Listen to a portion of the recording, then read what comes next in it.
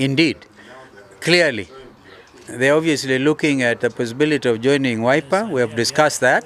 And they are here, and they are most welcome. And they are not even afraid. Now, ile true spirit ya bagushi, hawaogopi. Anaongea. So, and that many others will be joining. So I can tell you that Wiper Democratic Movement is growing in strength day in, day out. It's a national organization. I don't think we are going to get less than 15.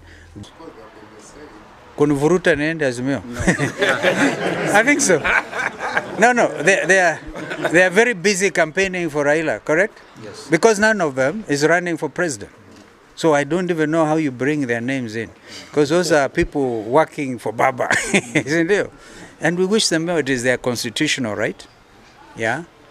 Two of them wanted to run for president. They are postponed or trashed it. One of them, Sister Governor Ngilu, probably wants to be elected in Kitui County. She has to talk to me. Okay. So we have no problem.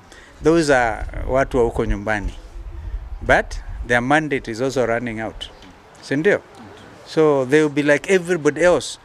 They are obviously jostling for space. As you put it, everybody is trying to do some political realignment. You are going to see big names lose out in a big way as we move towards August 9th. Because they make wrong strategic moves. Wanakwisha.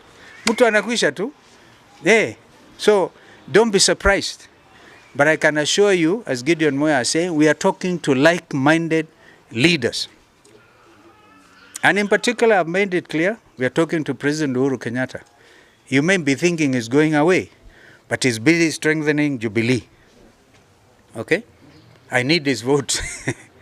And everybody else might need his vote. We will talk. I mean, everybody knows the story of me and Raila Odinga. Who doesn't? 10 political years. Tunashinda, tena hatushindi. 2013. Tunashinda tena hatushindi. We are talking to them. We are talking to everybody. But I can clearly, without any fear or contradiction, tell you, even those talks have not begun. They'll be very serious talks. All right? Asanteni sana. Tunangojewa, tunaandamana ndugu mwingine, Gideon Kipsiele Moi, ambaye ni chairperson of the leader of Kano Fresh. Tomorrow, our sister Mother Karua of NARC Kenya and Cyrus Jirongo, we left them in Nairobi, wanajipanga for their delegates' congresses tomorrow in the coming few days.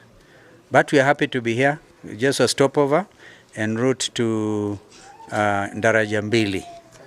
Yes.